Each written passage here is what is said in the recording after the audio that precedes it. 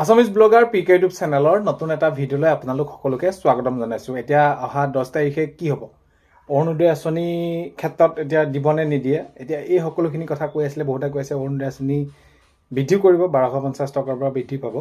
তো এতিয়া প্ৰকৃততে বৃদ্ধি কৰিবনে আৰু কি হ'ব, প্ৰকৃততে দিবনে নিদিয়ে, এই সকলোখিনি কথা আজিৰ ভিডিঅ'ৰ জৰিয়তে জনাব গৈ আছোঁ। ভিডিঅ'টো বহুত বেছি দীঘলীয়া নহয়। শেষত আপোনালোকে আপোনালোকৰ মন্তব্য কমেণ্টৰ জৰিয়তে জনাব। আৰু আপোনালোকে যিহেতু সুধি আছিলে যে নতুনকৈ আবেদন কৰিবলৈ কেতিয়া ফৰ্ম ওলাব, কি হ'ব, এতিয়া এই 9,000 টকা যিসকল মহিলা পালে তাৰ পৰাও বাদ পৰিব নেকি, তো এইবিলাকেই প্ৰশ্ন। শেষত আপোনালোকে লিখিব কমেণ্টত। আৰু এইখিনিতে আপোনালোকে সদায় কোৱাৰ দৰে চেনেলটোলৈ যদি আপোনালোক নতুনকৈ আহিছে, চেনেলটো ছাবস্ক্ৰাইব কৰাৰ লগতে কাষতে থকা বেল আইকনটো প্ৰেছ কৰি অল কৰি থ'ব, যাতে নতুন এটা ভিডিঅ' দিয়াৰ লগে লগে আপোনালোকে আগতীয়াকৈ চাবলৈ পায়। যদি ভিডিঅ'টো চাই ভাল পায়, লাইক এটা কৰি দিব আৰু শ্বেয়াৰ কৰি দিব। এতিয়া অৰুণোদয় আঁচনি আমি যদি চাওঁ, তেনেহ'লে যি 9,000 টকাকৈ দিলে, বিহুলৈকে দিলে, এপ্ৰিল মাহলৈকে। এতিয়া কথাটো হ'ল কি, এপ্ৰিললৈকে দিলে, কিন্তু বহুতো মহিলাই যিসকল প্ৰকৃততে তেওঁলোকে পাবলগীয়া, বহুতো মহিলাই নাপালে, নাম তেওঁলোকক কৰ্তন কৰি দিয়া হ'ল। সেইটো আটাইতকৈ বহুত বেছি এটা দুখৰ খবৰ। তো সেইখিনি বহুতখিনি মহিলা, এতিয়া বিশেষকৈ অৰুণোদয় আঁচনিখন ৰূপায়ণ কৰে দুখীয়া দৰিদ্ৰ সীমাৰেখাৰ তলৰ মহিলাসকলৰ বাবে, বিশেষভাৱে সক্ষম লোকসকলৰ বাবে।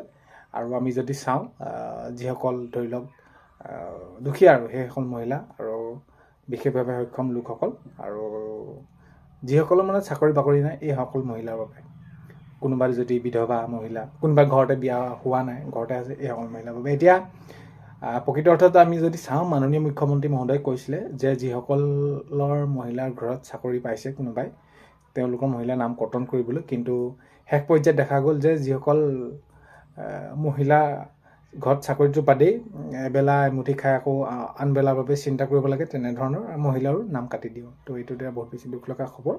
সেই মহিলাসকলে আগন্তুক সময়ত আবেদন কৰিব পাৰিবনে নোৱাৰে? সেই মহিলাসকলে নিশ্চয় আবেদন কৰিব পাৰিব। মাননীয় মুখ্যমন্ত্ৰী মহোদয় যিহেতু জনাইছে যে আগন্তুক সময়ত এতিয়াও বহুতো মহিলা আছে দিবলৈ, ফৰ্ম তেওঁলোকক পত্ৰ দিয়া হ'ব। এতিয়া আমি ৰ'ব লাগিব। বিশেষকৈ এতিয়া এই যি অহা 10 তাৰিখে দিব নিদিয়ে, 4 তাৰিখৰ নিৰ্বাচনৰ ওপৰত নিৰ্ভৰ কৰিব, ফলাফলৰ ওপৰত, আৰু ফৰ্ম কেতিয়ালৈ দিব, এই সকলোখিনি চৰকাৰ কাৰ আহিব, কেনেদৰে কি হ'ব, এইখিনিৰ ওপৰতে নিৰ্ভৰ কৰিব বিশেষকৈ। এতিয়া আপোনালোকে যিহেতু আপোনালোকৰ এইখিনি প্ৰশ্ন হৈ আছিলে যে অহা 10 তাৰিখে দিব নিদিব, কি নিদিব, কি হ'ব, এতিয়া 4 তাৰিখৰ ওপৰত নিৰ্ভৰ কৰিব। 4 তাৰিখৰ পিছত সেইখিনি নিশ্চয় ঘোষণা এটা কৰিব যে অহা 10 তাৰিখেই দিবনে, নে হয়তো এই মে' আৰু জুন মাহৰ একেলগে মিলাই আকৌ নেক্সট মাহত এই আপোনালোকে টকাটো পাব। তো এইখিনি খবৰ আগন্তুক সময়তে গম পোৱা যাব। তো সেইখিনিয়ে আপোনালোকে বহুত বেছি ইয়াক লৈ চিন্তা কৰাৰ প্ৰয়োজন নাই। যিসকল মহিলাই ধৰি লওক এই 9,000 টকাটো পাইছিলে, সেই সকলো মহিলাই পাব, তাত আৰু কাটকুট নকৰে। বহুতে তেনেদৰে আপোনালোকে কমেণ্টৰ জৰিয়তে সুধি আছিলে যে আমি পাম নেপাম, ইয়াৰ ভিতৰতো নাম কাট কৰিব নেকি। তো এইখিনি তো আপোনালোকক ক'ব বিচাৰিছে যে কোনো ধৰণৰ কাট নকৰে নাম। আৰু এতিয়া অহা 10 তাৰিখে পাব নাপাব, সেই আগন্তুক এই 4 তাৰিখৰ নিৰ্বাচনৰ ফলাফলৰ পাছতে গম পোৱা যাব।